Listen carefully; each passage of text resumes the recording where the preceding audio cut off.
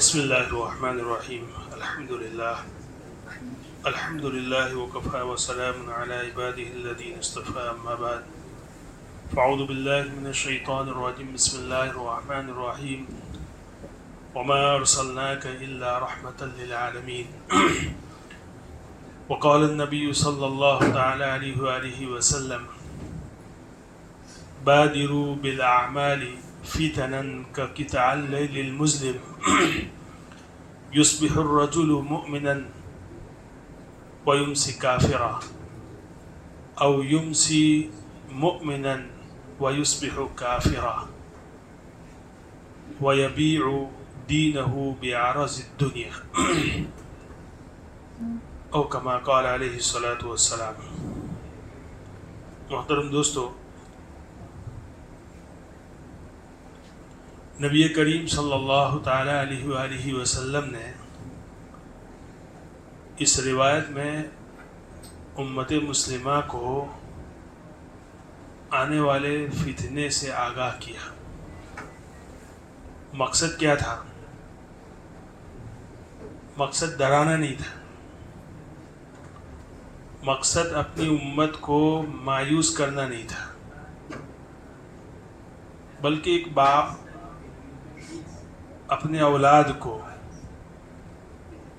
آنے والے خطرات سے آگاہ کرتا ہے تو اس کا مقصد یہ ہے کہ میری اولاد پریپریشن کرے، تیاری کرے، اور جو فتنہ یا جو خطرہ ان کے سر پر منڈلا رہا ہے اس کے مقابلے کے لیے تیار ہو جائے۔ باپ کا مقصد اپنی اولاد کو ڈرانا نہیں ہوتا۔ رسول اللہ صلی اللہ علیہ وسلم نے اپنی امت کو قیامت تک آنے والے مختلف فتنوں سے ڈرایا۔ مقصد ان کو مایوس کرنا اور ان کو خوف زدہ کرنا نہیں، بلکہ امت مسلمہ کو یہ پیغام دینا مقصود تھا کہ وہ ان فتنوں کے لیے تیار رہے۔ چنانچہ آپ صلی اللہ علیہ وسلم نے اس روایت میں یہ بیان فرمایا کہ تم اندھیری رات کے ٹکڑے کی طرح آنے والے فتنوں سے پہلے اچھے اعمال کی طرف جلدی کرو۔ یعنی آپ صلی اللہ علیہ وسلم نے فتنوں کو اندھیری رات کے ٹکڑے سے تشبیہ دی، اور یہ کہا مقصد یہ کہ جس طرح رات کی اندھیری اچانک چھا جاتی ہے، اسی طرح ایک وقت ایسا آئے گا کہ فتنے اچانک آئیں گے، تم کو سنبھلنے کا وقت نہیں ملے گا۔ اور ان فتنوں کو رات کی تاریکی کے ساتھ تشبیہ دی، جس طرح رات کے اندھیری میں انسان اچھے اور برے کا فرق نہیں کر سکتا، اسی طرح فتنے ایسے خطرناک ہوں گے کہ حق اور باطل کے درمیان تم لوگ فرق نہیں کر پاؤ گے۔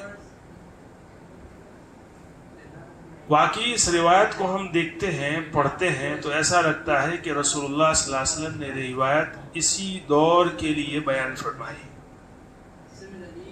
یعنی جس دور میں ہم جی رہے ہیں، ہر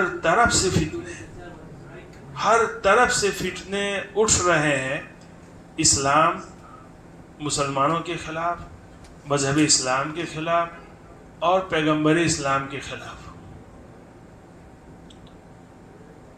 دوسری روایت میں آپ صلی اللہ علیہ وسلم نے فرمایا یأتی علی الناس زمان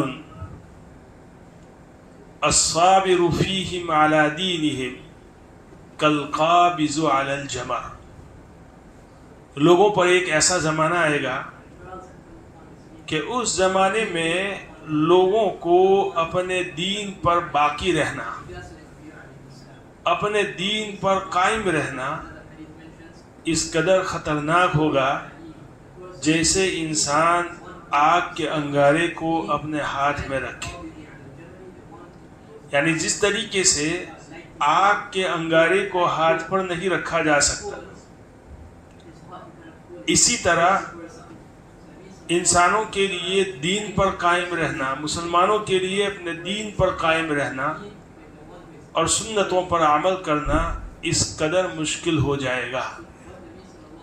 لوگ دنیاوی مفادات کے لیے اپنے دین کو بیچیں گے، مطلب یہ کہ دین کے مقابلے میں دنیا کو پریفرنس دیں گے، سنتوں پر عمل کرنا بہت مشکل ہو جائے گا۔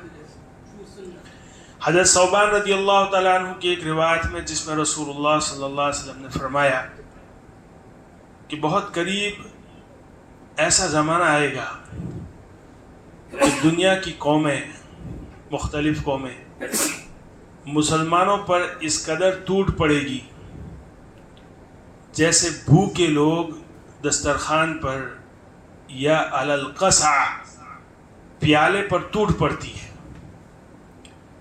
جب لوگ بھوکے ہوتے ہیں ان کو کھانا دیا جاتا ہے تو جس طرح دسترخوان پر یا پیالے پر لوگ لپکتے ہیں، اسی طرح دنیا کی قومیں مسلمانوں پر ٹوٹ پڑے گی، حملہ ہوگا ان پر۔ کیسے حملہ ہوگا؟ یعنی سیاسی، معاشی، مذہبی، ہر اعتبار سے مسلمانوں کے خلاف محاذ کھل جائیں گے۔ ایک صحابی نے آپ صلی اللہ علیہ وسلم سے سوال کیا کہ یا رسول اللہ، یہ کیفیت، یہ حالت کیوں ہوگی؟ کیا اس لیے ہوگی کہ ہم لوگ مائنورٹی میں ہوں گے، تعداد ہماری بہت کم ہوگی؟ آپ صلی اللہ علیہ وسلم نے فرمایا نہیں، تم لوگ تعداد میں بہت زیادہ ہوں گے، لیکن تمہاری حیثیت،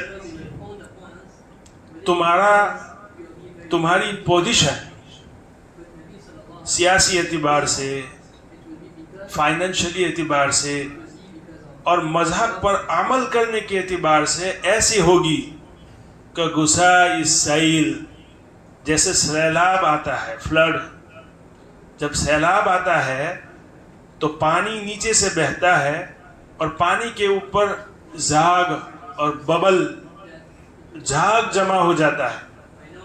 اس زاگ کی کوئی حیثیت نہیں ہوتی، ان ببلوں کی کوئی حیثیت نہیں ہوتی، ان میں کوئی وزن نہیں ہوتا۔ پانی کا فورس، پانی کا بہاؤ ان ببل کو جس سمت میں لے جانا چاہے لے جا سکتے ہیں۔ ان کے پاس کوئی طاقت نہیں ہوگی، ان کا کوئی، گویا کہ ان کا کوئی سٹینڈرڈ نہیں ہوگا، ان کا کوئی ویژن بھی نہیں ہوگا۔ اسی طرح یعنی آپ صلی اللہ علیہ وسلم نے ان کو سمجھایا کہ تمہاری تعداد تو بہت زیادہ ہوگی، مردم شماری کے اعتبار سے تم بہت ہوں گے، کوانٹٹی کے اعتبار سے، لیکن پولیٹیکلی، معاشی طور پر یعنی فائنینشلی اور مذہب پر عمل کرنے کے اعتبار سے تمہاری کوئی حیثیت نہیں ہوگی۔ تم نے اپنے آپ کو خوخلا کر دیا ہوگا، اور اللہ تعالیٰ دشمنوں کے دلوں سے تمہارے رعب کو ختم کر دیں گے اور تمہارے دل میں وہن ڈال دیں گے۔ صحابی نے دوسری مرتبہ سوال کیا کہ ومل مہن یا رسول اللہ، یہ وہن کیا چیز ہے؟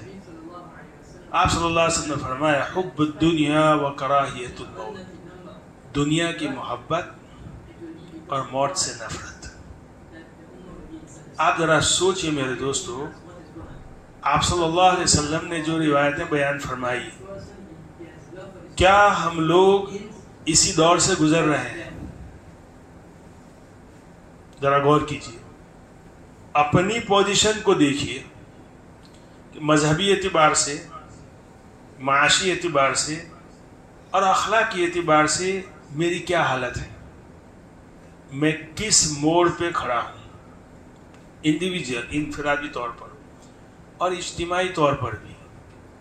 ہمارا جو مسلم معاشرہ ہے، مسلم سوسائٹی ہے ہماری، یا مسلم ممالک ہے، اسلامک ممالک نہیں کہوں گا میں، مسلم ممالک، ان کی آپ پوزیشن دیکھ لیجئے۔ عالمی سیاست میں ہمارے مسلم ممالک کی کیا حیثیت ہے، اور آج سوشل میڈیا پر آپ دیکھیے، کسی بھی پلیٹ فارم کو آپ کھولیے،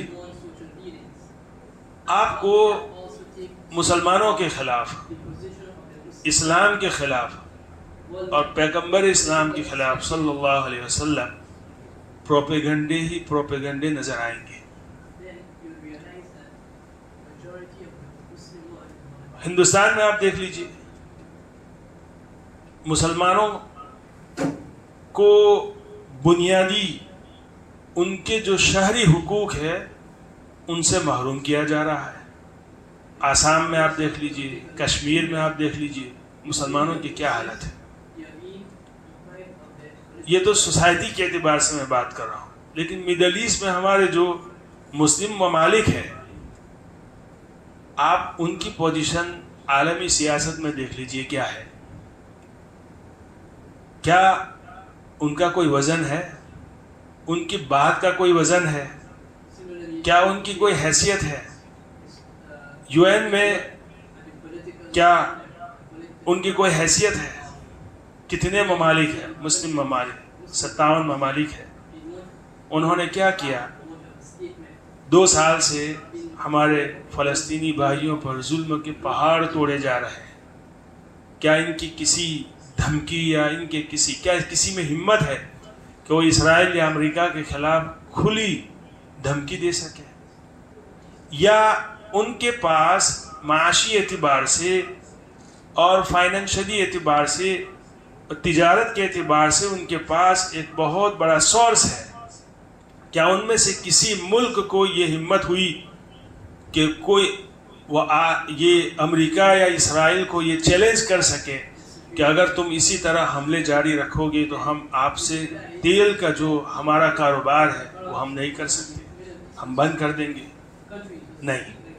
رسول اللہ صلی اللہ علیہ وسلم کی یہ روایت، حب الدنیا و کراہیت الموت، دنیا کی محبت اور موت سے نفرت، یہ ایک بیماری ایسی ہے جس کی وجہ سے رسول اللہ رب العزت نے مسلمانوں کے جو دشمن ہیں ان کے دلوں سے مسلمانوں کے رعب کو ختم کر دیا ہے۔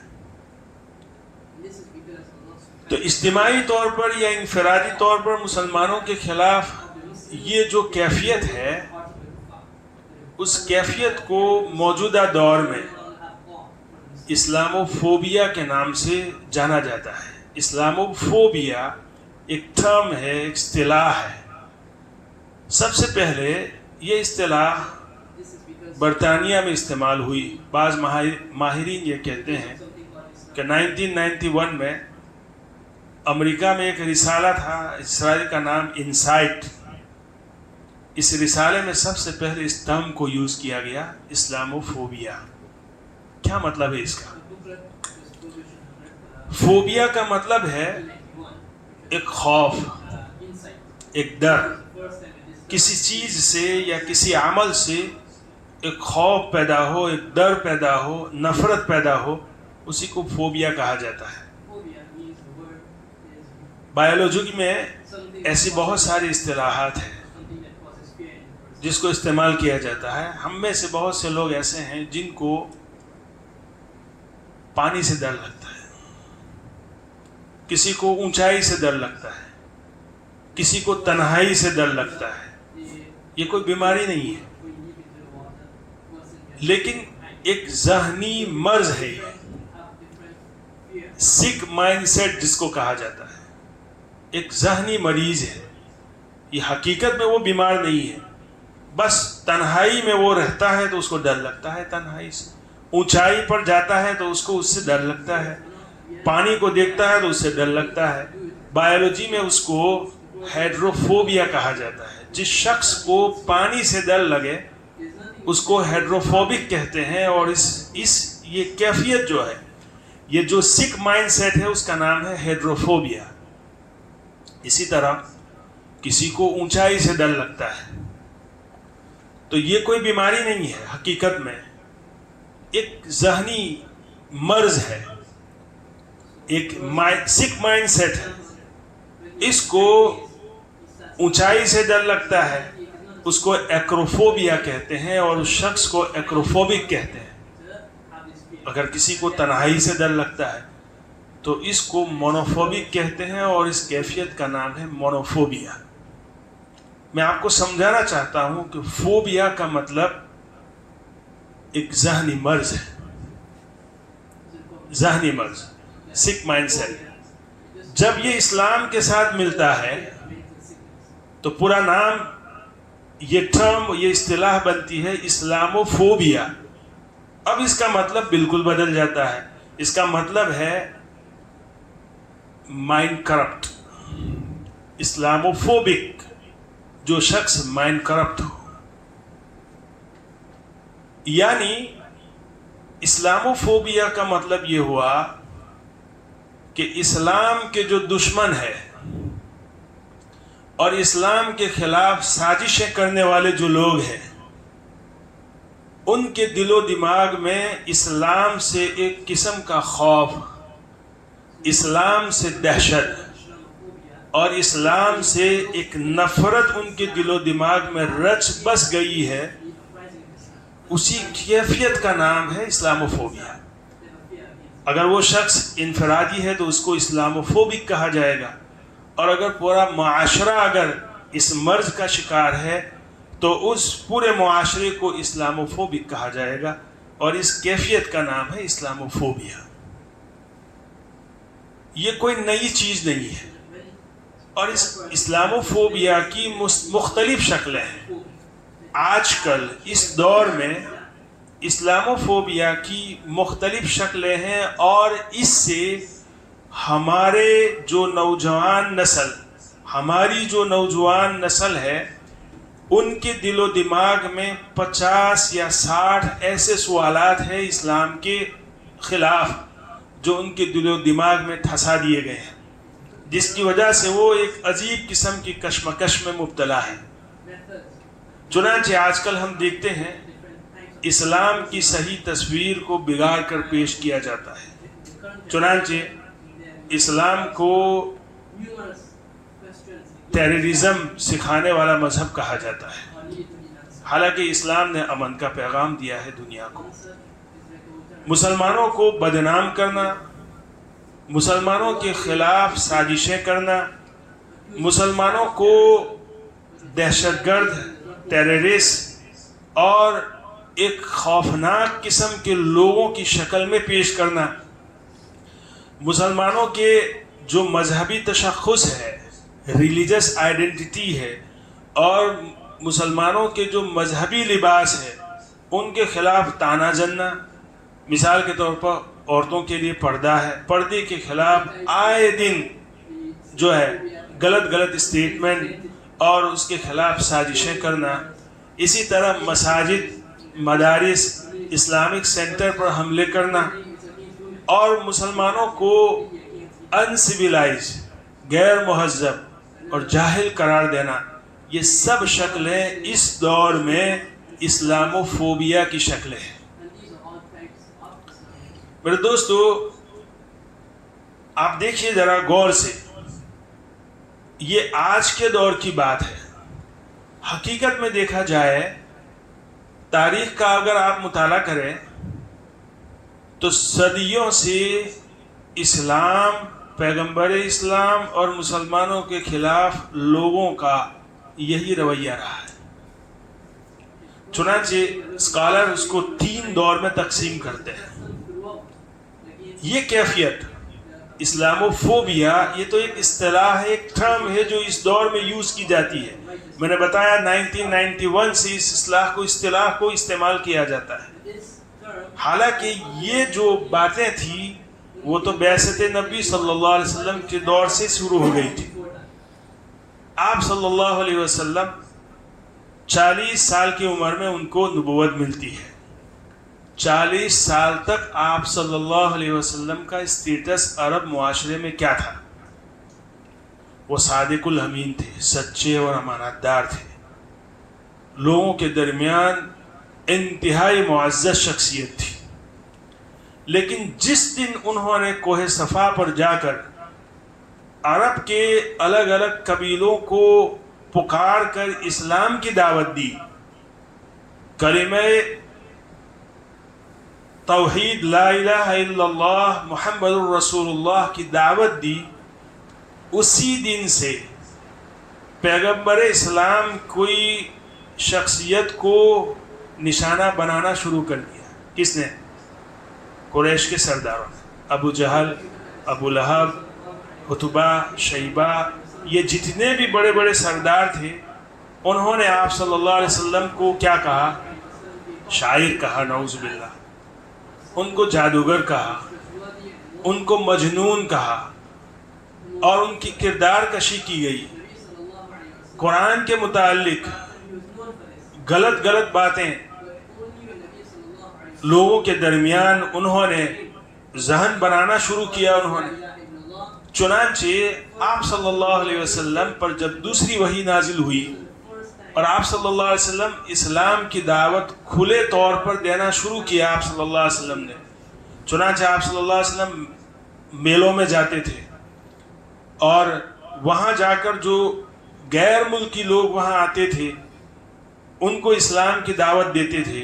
तो ये कुरैश के जो बड़े बड़े सरदार हैं वहाँ पहुँच जाते थे, उन लोगों का जहन बनाते थे कि इस आदमी की बात को मत न सुने आप, ये जादूगर है, पता नहीं उसकी ज़बान में क्या तासीर है कि जिसकी वजह से हम बहुत ज़्यादा एक कठिनाई और परेशानी में मुब्तला है कि इनकी बातों की वजह से बाप बेटी के दरमियान दुश्मनी हो गई, शौहर मियाँ बीवी के दरमियान दुश्मनी हो गई, भाई भाई से अलग हो गया, बहन बहन से अलग हो गई। ये जादूगर है, उसके पास जो कलाम है एक शायराना कलाम है, उसकी बातों में मत आइए, उससे दूर रहिए। ये क्या था? ये इस्लाम से एक दहशत थी, ये इस्लाम से एक खौफ था, ये इस्लाम से एक नफरत थी। उसी को आज इस्लामोफोबिया कहते हैं। समझ रहे हैं मेरी बात को? ये इस्लाम ही से उनको खौफ था।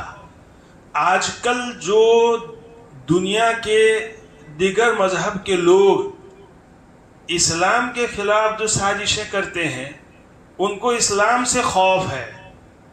क्या खौफ है? एक सियासी खौफ है, पॉलिटिकल खौफ है कि अगर कहीं इस्लामिक हुकूमत कायम हो जाएगी तो उनके जो जितने भी प्लान है सब गर्क हो जाएंगे।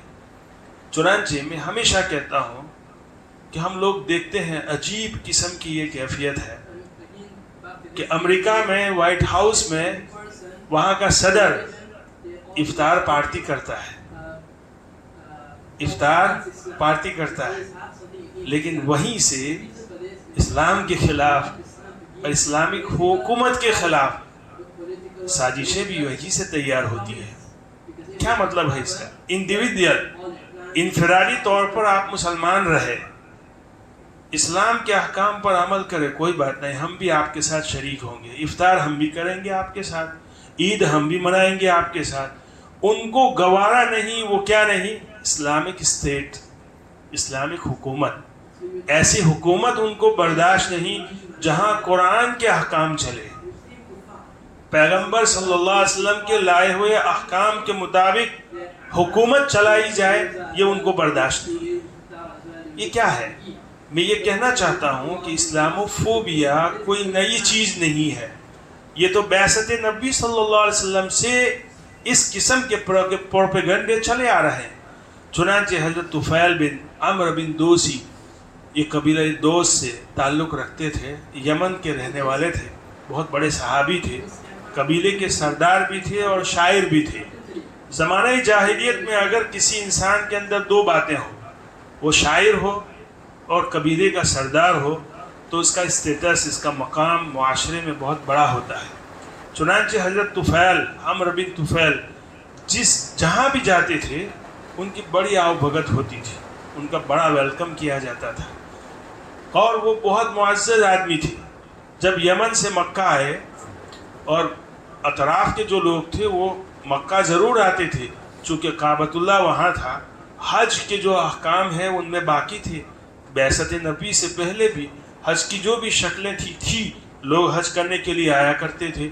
हज़रत तुफ़ैल अम्र बिन तुफ़ैल अद्दोसी जब आए, मक्का आए, तो यही कुरैश के जो बड़े सरदार हैं वो उनके पास पहुंच गए और उनको कहा कि देखो, ہم آپ کو اور آپ کے قبیلے والوں کی بھلائی کے لیے، خیر کے لیے ہم آپ سے ایک مشورہ، ہم آپ کو ایک مشورہ دیتے ہیں کہ دیکھیے یہ شخص جو ہے محمد صلی اللہ علیہ وسلم، اس کی باتوں کو مت سنیے آپ.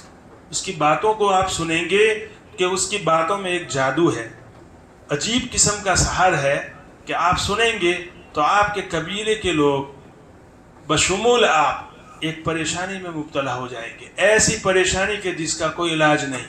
ہم لوگ بھگت رہے ہیں، ہمارے خاندانوں میں جو ہے تفریق ہو چکی ہے، اختلاف ہو چکا ہے، باپ بیٹوں سے، بیٹے باپ سے، میاں بیوی سے، بیوی جو ہے میاں سے الگ ہو چکی ہے ان کی باتوں کی وجہ سے. چنانچہ حضرت ان کی باتوں میں آ گئے اور انہوں نے تہیہ کیا کہ کچھ بھی ہو جائے میں محمد عربی کی بات کو نہیں سنوں گا. چنانچہ وہ جب کعبۃ اللہ میں جاتے تھے تو کانوں میں روئی ٹھونس کر جاتے تھے تاکہ محمد کی کوئی بات ان کے کان میں نہ پڑ جائے. لیکن اللہ کو کیا منظور تھا. دیکھیے حضرت ان کے اسلام لانے کا جو قصہ ہے، ان کو کسی طرح ان کے دل و دماغ میں یہ بات آئی کہ میں تو ایک شاعر ہوں، میں ان لوگوں کی طرح جاہل نہیں ہوں. میں جب شاعر ہوں، پڑھا لکھا ہوں، حق اور باطل کے درمیان فرق کر سکتا ہوں. میں اللہ نے مجھے اتنی جو ہے صلاحیت دی ہے، میں کیوں اس کی بات کو نہ سنوں. چنانچہ وہ رسول اللہ صلی اللہ علیہ وسلم، چونکہ یہ نبوت سے میرے خیال میں 6 سال کے اندر کا واقعہ ہے، اور اس دوران حضرت عمر بھی اسلام لا چکے تھے، حضرت حمزہ رضی اللہ تعالیٰ عنہ بھی جو ہے اسلام لا چکے تھے. اس لیے آپ صلی اللہ علیہ وسلم کھلے عام نماز پڑھتے تھے. جب نماز پڑھ کر فارغ ہوئے، حضرت طفیل جو ہے ان کے گھر گئے اور آپ صلی اللہ علیہ وسلم سے یہ پورا واقعہ بیان فرمایا، اور بہرحال وہ اسلام لے آئے اور ان کا پورا قبیلہ بھی بعد میں مسلمان ہو گئے. مقصد جو ہے اس قصے کا سنانے کا یہ ہے کہ یہ اسلاموفوبیا یعنی اسلام سے دہشت، اسلام سے خوف، اسلام سے نفرت، یہ جو کیفیت اس دور میں ہے، یہ بعثت نبی صلی اللہ علیہ وسلم ہی سے شروع ہو چکی تھی. لیکن کیا ہوا؟ اسلام مٹ گیا؟ نہیں، الحمدللہ. آپ صلی اللہ علیہ وسلم نے اس فتنوں سے آگاہ کیا، اور آگاہ کرنے کے بعد علاج بھی بتلایا. یہ فرمایا کہ ترکت فیکم امرین لن تضلوا حتی تمسکتم بہما کتاب اللہ و سنتی. کہ دیکھو میں تم میں 2 چیزیں چھوڑ کے جاتا ہوں. تمہارے اوپر حالات آئیں گے، اسلام پر، مسلمانوں پر اجتماعی طور پر، انفرادی طور پر حالات آئیں گے، لیکن حالات میں تم گمراہ نہیں ہوں گے. وَأَنْتُمُ الْأَعْلَوْنَ إِن كُنْتُم مُؤْمِنِينَ. تم ہی بلند ہوگے، لیکن شرط کیا ہے؟ تم مومن ہو. اس روایت میں آپ صلی اللہ علیہ وسلم نے فرمایا اگر تم قرآن اور حدیث کو، قرآن اور سنت کو مضبوطی کے ساتھ تھامے رکھو گے تو تم گمراہ نہیں ہوں گے، کبھی بھی تم شکست نہیں کھاؤ گے. دیکھیے اس سے جو ہے آگے ہم آئندہ کل پڑھیں گے. اللہ تعالیٰ عمل کی توفیق عطا فرمائے. وآخر دعوانا الحمدللہ.